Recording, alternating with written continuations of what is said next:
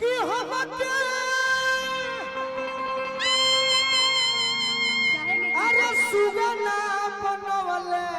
रे बारू आजा तू जानलू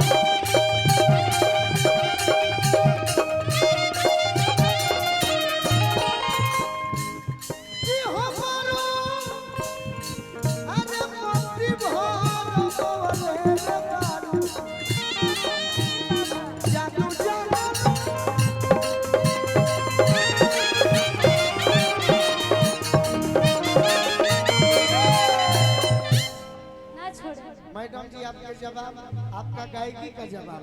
नहीं, हम फैन हो गए भाई। ये मेरी सौभाग्य है कि आप जो भजन गाए मैं इससे पहले कोई गायिका नहीं मैंने कोनो गायिका के नहीं चीज सुन ले। ये भाई सही बात बा, ये हम झूठ नहीं की बोलो, ये सही कहता नहीं। सपना जी राव नाम हनु जी सरकार, ये से पहले हम कोनो जानी के नहीं की सुन ले। वो तो मजबूरी होला कि श्रोता के खुश करे खातिर गावे के पड़ेला। बाकी पहली बार इतना अच्छा गायकी मैं सुन रहा नहीं बुदिन चाचा। ये गाना हमारा आग्रह बाकी रो एगो कोनो भोजपुरी में तनी बलमुआ पियोला भजन एगो सुना दे। बलमुआ पे आज रहुआ जवन कहब तवन हम करे अरे खातिर हाँ तैयार हैं। धर्मेंद्र भैया, ये बुचुल भैया हमारा सौभाग्य था, हम जान रहे थे वो चीज कहेंगे तो ये जरूर उठ के आशीर्वाद देंगे। सो उठ के दिए। और इस मंच पर यही गांव के पवन सिंह जी के बड़ी माने ले हमारा बुचुल चाचा के सुपुत्र राजन भैया तनी आई। राजन भट्ट जी ये हमार चाचा के लड़का होने बड़ भाई, एहू भैया खातिर तनी ताली बजा के आशीर्वाद दे दी। सपना जी के गीत के बाद राजन भैया के गीत हुई तो हमारे दो चार गो सुना दे, ओकरा बाद हमनियों के चलिए चल जाए। हाँ अनिल बाबा के बहुत बहुत धन्यवाद। तीसरा गायत्री देवी लोकगीत महोत्सव, हाँ जी हम आके धन धन भईनी हेलो कि सपना जी के गीत के हम आज फैन हो गए। वाह हाँ चल मारी तो एगो ट्रिपल ये तो रहुआ सहन शक्ति बढ़ावत तनी तो हम कैसे भला कमजोर हैं। हेलो ये सौभाग्य बा हमार की रहुआ संग इको ना आई बलमुआ पर एक्सिस भक्ति बैंक ठीक भक्ति भोजपुरी गावे की इजाजत मिलल बा।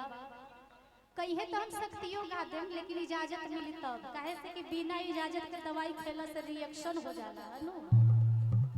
हां यह से आई ज्यादा टाइम देते हुए ना कहे के बा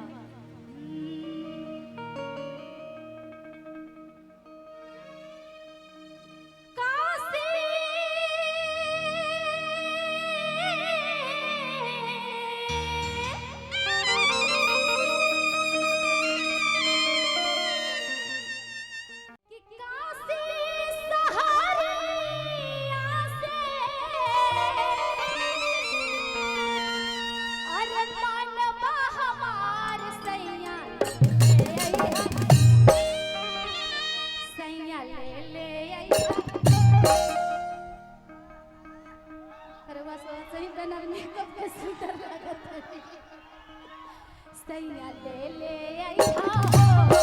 ए गोलाला बिचू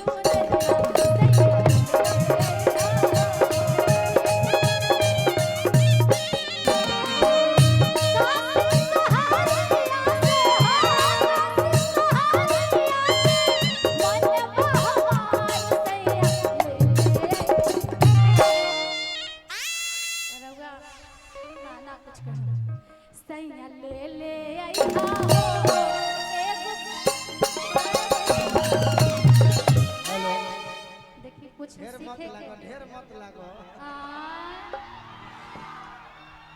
असहू लगे के आदत तो नहीं खेल लेकिन आज मन करता कि लगे तबे नु बाजे तबो नु सीख के पठाओ हम का कुछ खा के आइल बड़ू काहे लागब तो बहुत सुंदर भाबा के इतना मत लागो हम ना लागल बनी लेडीज लोग से बर्दाश्त करे हम लागब तो 2-4 बाल्टी दे दे आ 2-4 बाल्टी का 10 बाल्टी दे दी बुझल भैया सपना जी अपन गाई हमनी जो मत तक के हमनी के साधु संत हो गइल बनी ओ साधु संत हुआ बने कलयुग के कि सतयुग के कौना के बने सब जमाना के तो ये तो मेरे फेटवा हो गए मेरे फेटवा साधु संत बने ना आज हम सीखे आज हम बर्दाश्त करें तबे न पास करें ना ना हम कुछ बोलबे ना कर काहे ना बोले बाल पर हम जा बोले कुछ कह दे अरे की होई जाला जिंदगी बेकार हो दिलवा टूटल होई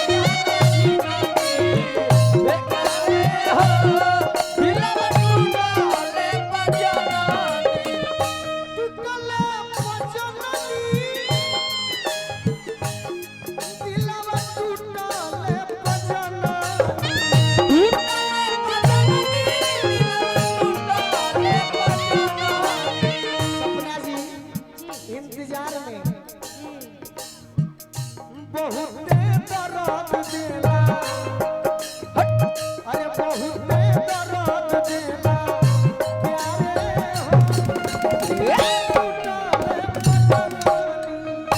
बहुत दर्द देला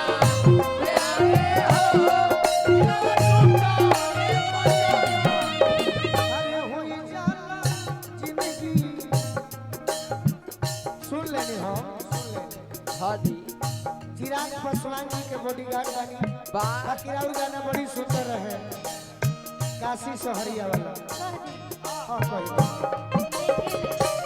रउआ पूरा ना माने तो हम कुछ कल जाता नहीं अरे हम जीवन में हम अवतार लेने वाली बुरा ना माने का ये हरेंद्र भैया हम चाहिए कि जैसे हमारे श्रोता भगवान खुश रहो हां जी ई हम काम करेला हम पूरा काहे माने ना ना चिराग पासवान जी के बॉडीगार्ड साहब तनी आशीर्वाद ले ली सपना जी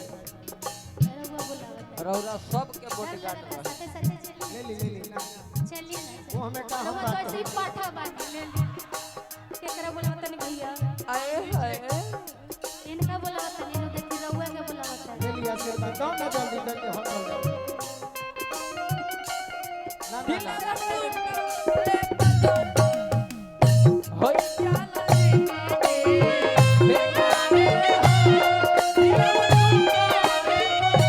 देखिए हम चाहे कि भजन के पूरा करी ओकर बाद हम काशी सहरिया भाजन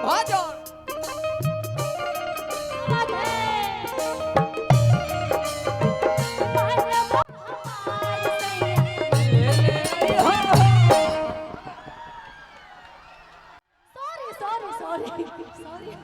आराम से में जोड़बा हो देखो हम तैयार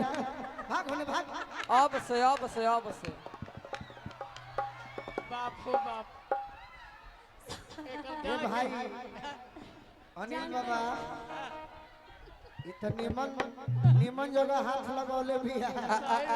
लगौले नहीं थी अगर पता नहीं के कहा पगली के बतावे जे आंख रही तो फूट जाई किनारे चलो चलो ठीक बा ठीक बा जा माफ जा रात भर बेचैन हो जाई काशी सहरिया बढ़िया घर नेवता देले बड़ा हां बढ़िया जगह न्योता देले बड़ू सपना जी हां न्योता बाकी आज स्वागत करो तनी गीत हो हां ठीक बा एकदम करे 1051 काय गो खून का फसाता है खींच के ले जात रहनी ना खींचात रहनी गिर कैसे गई हम सब कुछ में पड़त ओ घिंचाइबे ना आज माफ करो तनी कहियो साफ कर दो हमरा साफ कर दी तब ना राफ हो गई कतना जाने चलो, घिंचत गीत रह गई कहे के बा काशी सहरिया से वाह अरे मनवा हमार सैया जैसे आइलू हम की में आके देखाओ आई अब की में आके देखाओ मने नाचे के आ गिरा देबू तो भी जाना 5 लाख इनाम दे अरे भाई गिरावे का मतलब ना वो देखो हर वो साजिश गिर गई नहीं हरो ना, ना, ना। हम का चाहते रहनी तू जानबूझ के गिरौलू है। ना ना सही अब की में गिरा देबू तो 10 लाख इनाम ना दे सही बात गिरावे क्या भाई गलती भैया गिरा के देखी गिरा के ना इनका आदत बा कजनी गिरावे गई नहीं हमरे के उधर धसोर दे लेता अभी सतर्क रहे के बा चोट लगल माथा गरम बंद हरम तू गिरा के दिखावा नॉर्मल में गिरैल हनी नॉर्मल गिरैली हन अब की में हाँ। आओ कोनो बात न मर हम लगा आओ काशी सहरिया तू गिरा के काशी सहरिया से अरे मनवा हमार सैया अब काहे भागत है भागत कहाँ पर देखले भी आई तू देखनी होगी हम कही कि ओनिए देखने में गोल मटोल है स्वस्थ भी है वो आज अचानक हम जान गई कि आज हमारा गीत संगीत सुनावे के इच्छा रहला हाँ जी बाकी हम सोचनी कि ना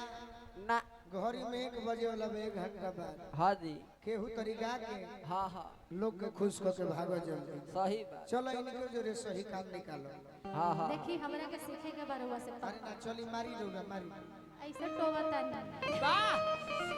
सीखे वाला आदमी गिरावेला आए ना देखी गिरौले नहीं खी गिरौले बने तो सिखाई है काशी सहरिया सब काशी सहरिया से अरे मनवा हमार सैया ले आई हमू बादल ले ना अच्छा धोती छोड़ और सही अचानक गल रहनी हतरुआ गिर गई अचानक ढाही मारत अरे वाह ओनिए गिरी सब तहार साजिश में बुचुल चाचा सब तहार साजिश नहीं बुझल भैया का कोनो सा काज में ठीक कहिया से हो गेल हमरा मालूम नहीं उहे तरह तहर खत्म कर सब तोहरे सही सेटिंग बा बात बा हम तो धोतिया पकड़ के लटक देनी कि बच गई चली मारी मारी हम बैठा कर काशी सहरिया से अरे मनवा हमार सैया सैया ले आई हो हे गुलाल की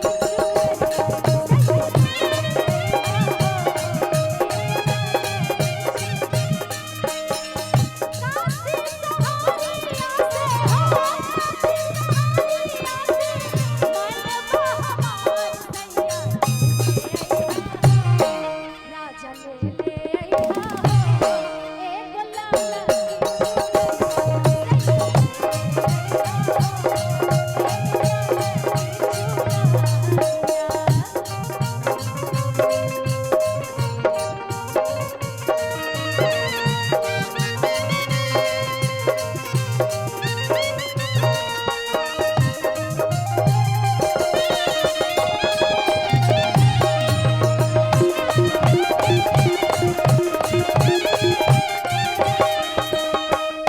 अंजनी चाचा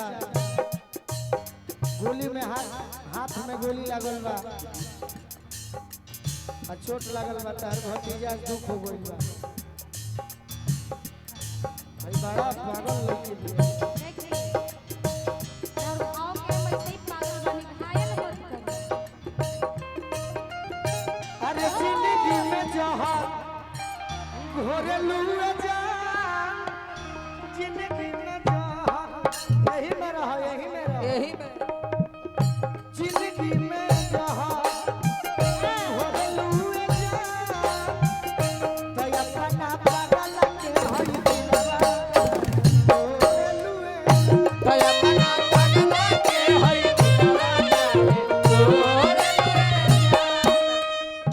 दोसरा से नाता ना जोड़े लुए जा ए जा दोसरा से नाता जोड़े लुए जा ए तो अपना जनुआ के होई तो अपना जनुआ के हई